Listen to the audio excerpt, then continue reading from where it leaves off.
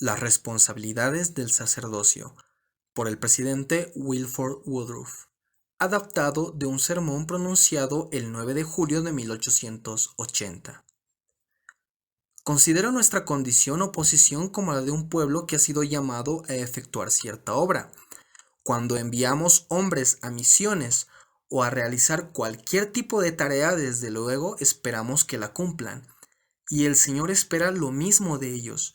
Considero a los líderes de Israel que se encuentran aquí esta noche, así como a todos los de esta iglesia y reino, como integrantes de una misión. Hemos sido ordenados para cumplir una misión y tenemos nuestro tiempo establecido para cumplirla. No sé exactamente cuántos días o años vamos a dedicarle, pero esta obra se requiere de nuestras manos, no obstante a qué puesto se nos llame o a qué cargo se nos ordene. Y cuando tenemos ante nosotros una tarea que cumplir, no debemos ignorarla ni dejarla de lado. Se toma en cuenta todo, ya sea que la cumplamos o no. Existen muchas revelaciones que nos muestran que efectivamente así es. La historia de vuestra vida va delante de vosotros, y todos la encontraréis cuando paséis al otro lado del velo. La historia de cada hombre, vale decir, sus hechos están escritos, haya él guardado registro de ellos o no. Esto se encuentra claramente manifestado en la revelación conocida como la hoja de olivo, en Doctrinas y Convenios, sección 88. Tenemos una tarea sobre nuestros hombros. José Smith la tuvo, Brigham Young la tuvo, los 12 apóstoles la tienen, todos nosotros la tenemos y seremos condenados si no la cumplimos. Esto lo sabremos cuando hayamos pasado al otro lado del velo. Ha sido por haber descuidado este deber que muchos han abandonado esta iglesia y reino de Dios. Muchas veces durante mis reflexiones he deseado poder comprender cabalmente la responsabilidad que tengo ante Dios, así como la responsabilidad que tienen todos los hombres que poseen el sacerdocio en esta generación. Y os digo, hermanos, que pienso que nuestros corazones están demasiado fijos en las cosas de este mundo. No apreciamos en la medida que debemos hacerlo, como hombres que poseemos el santo sacerdocio en esta generación, la gran responsabilidad que tenemos ante Dios y el alto cielo, así como para con la tierra. Creo que estamos demasiado alejados del Señor y que no vivimos nuestra religión como debemos.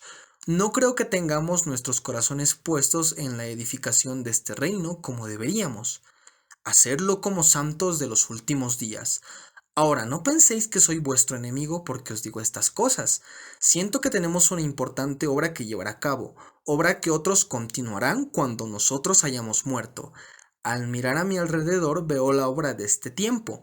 Pienso en lo que me rodea y encuentro que 8 de los 12 apóstoles han pasado al mundo de los espíritus desde que llegamos a este valle. Espero ir allí yo también, como mis hermanos irán. Todos iremos allá antes de que hayan transcurrido muchos años. No espero nada más, y os diré que durante mis meditaciones en los últimos 2 años he sentido que no tengo ninguna otra cosa que hacer en esta tierra, sino tratar de edificar este reino.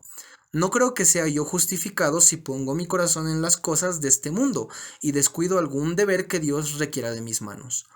Cuando contemplo esta generación, cuando pienso en los 1.200 millones de personas que moran en la carne, muchas de ellas disponiéndose para los juicios de Dios, generación que está lista para recibir la ira de Dios sobre sus cabezas.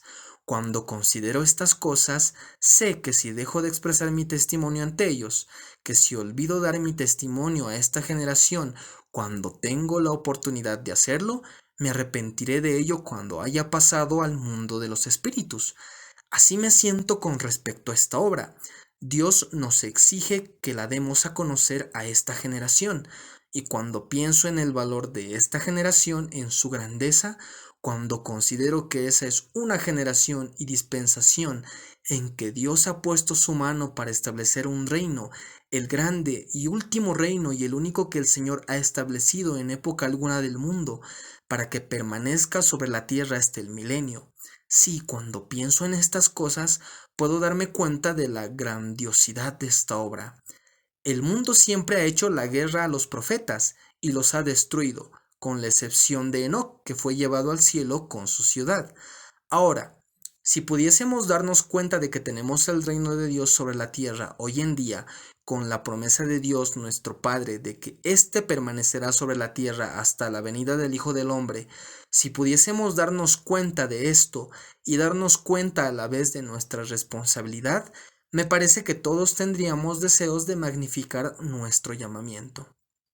Con una generación como esta, con las naciones de la tierra en su condición actual teniendo el poder para edificar el reino de Dios, a fin de que permanezca aquí, teniendo el poder para erigir templos al más altísimo Dios contra la ira y la indignación de 1.000.000.000 de personas, os digo que teniendo este poder y siendo apoyados por el Señor, ciertamente debemos estar dispuestos a realizar nuestra parte de la obra.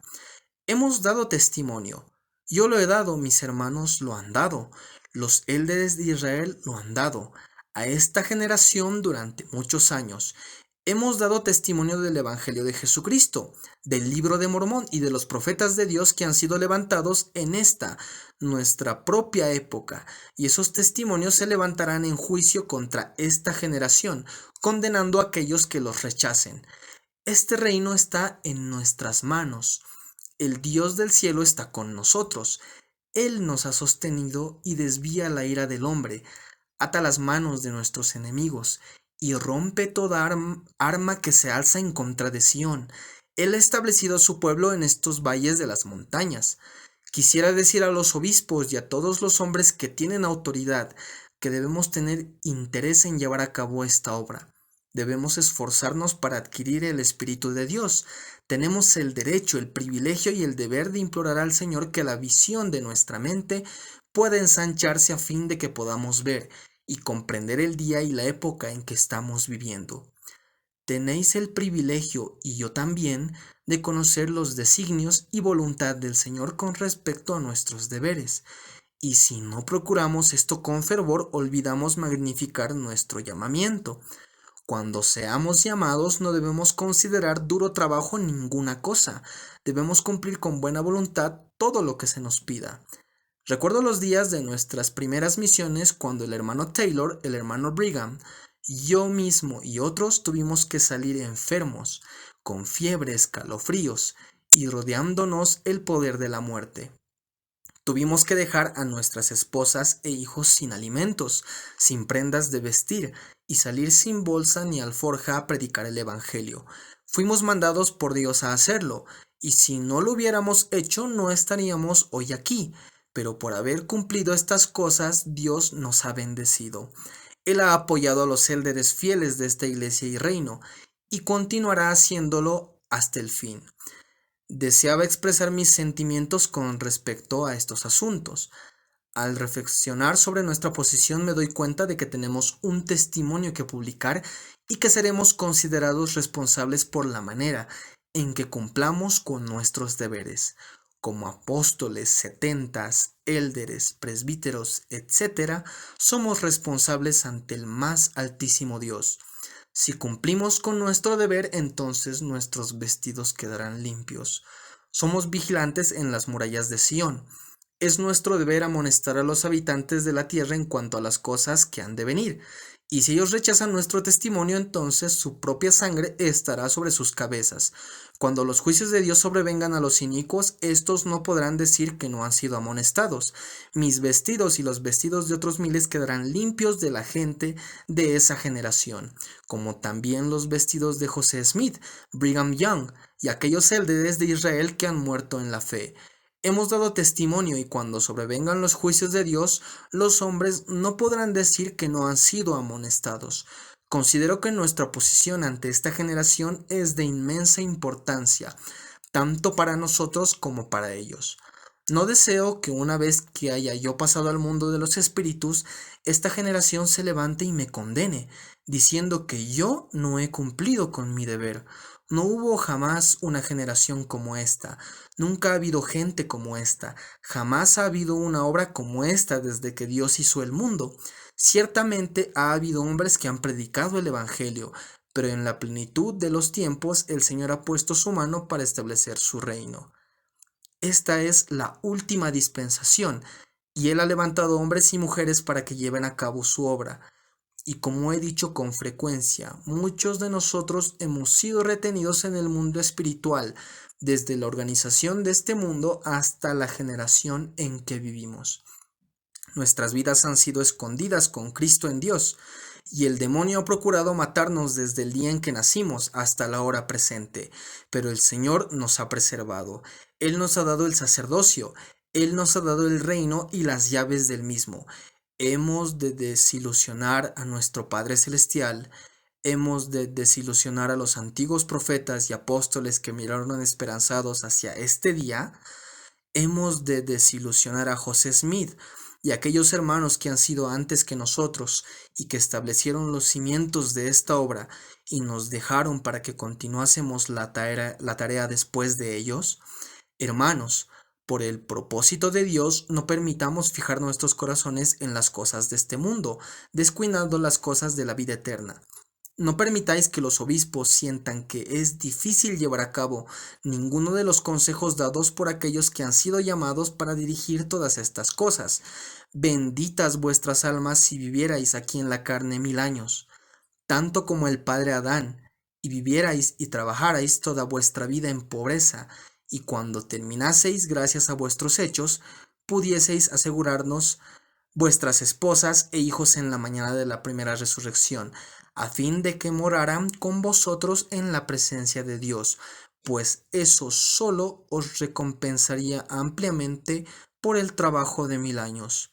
¿Cómo puede compararse cualquier cosa que podamos hacer o padecer con la multiplicidad de reinos, tronos y principados que Dios ha revelado? Pues bien, tenemos el reino y debemos apoyarlo. De nada nos servirá apostatar ni a vosotros ni a mí. Sin embargo, este peligro existe, lo sabéis. El hermano José nos aconsejaba sabiamente diciéndonos: en el momento en que os permitís dejar de lado cualquier deber que Dios os llame a cumplir, para satisfacer vuestros propios deseos, en el momento en que os permitís volveros descuidados, establecéis el fundamento de la apostasía. Sed cuidadosos, comprended que sois llamados a una obra, y cuando Dios os pida cumplir esa obra, cumplidla.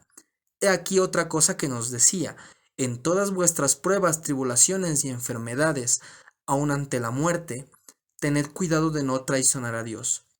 Tened cuidado de no traicionar el sacerdocio. Tened cuidado de no apostatar, porque si lo hacéis, os arrepentiréis de ello. Recibimos muchos consejos de este tipo, y los he recordado desde aquel día hasta este momento. Nada logro descuidando algún deber. Nunca he cometido un pecado en esta iglesia y reino, solo lo que me ha costado 1000 veces más de lo que valía.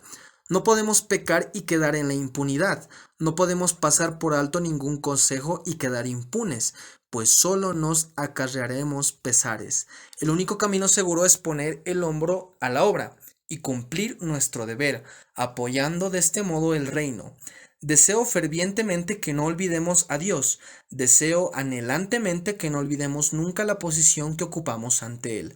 Os diré algo concerniente a mí mismo. Si he experimentado alguna satisfacción o felicidad, la he experimentado en el mormonismo. Si existe algo para mí o en cuanto a mí, me ha sido dado en el mormonismo. Si he recibido bendiciones, si he tenido poder para testificar de las cosas de Dios, y si he sido el medio para traer a alguien a la iglesia y reino de Dios, ha sido por el poder de Dios y por lo que se ha calificado como mormonismo, el Evangelio de Cristo. Sé que ha sido el poder de Dios lo que ha verificado estas cosas. Ha sido por su poder que hemos recibido todo lo que poseemos, a saber, nuestras riquezas, nuestros dones, nuestras esposas y nuestros hijos. ¿Sobre las cabezas de cuántos de vosotros han sido sellados reinos, poderes y principados en el mundo venidero? ¿Quién puede comparar estas bendiciones con el oro y la plata y las cosas de este mundo? ¿O qué ha de compararse con el don de la vida eterna? Ruego a Dios nuestro Padre Celestial que os bendiga, que bendiga a todos aquellos que poseen el santo sacerdocio, que las bendiciones de Dios estén con vosotros. Pienso que como pueblo tenemos que levantarnos e investirnos con el poder de Dios. Debe haber una reforma o un cambio en nuestro medio, pues existe demasiado mal entre nosotros. El diablo ha adquirido demasiado poder sobre nosotros y muchos que llevan sobre sí el nombre de Cristo y el santo sacerdocio se están enfriando en las cosas de Dios. Debemos despertar, debemos aceitar nuestras lámparas y estar preparados para la venida del Hijo del Hombre. Que Dios nos bendiga, nos guíe y nos dirija a todos y nos mantenga bajo la protección de su mano, nos santifique y nos prepare para heredar la vida eterna. Es mi oración en el nombre de Jesucristo. Amén.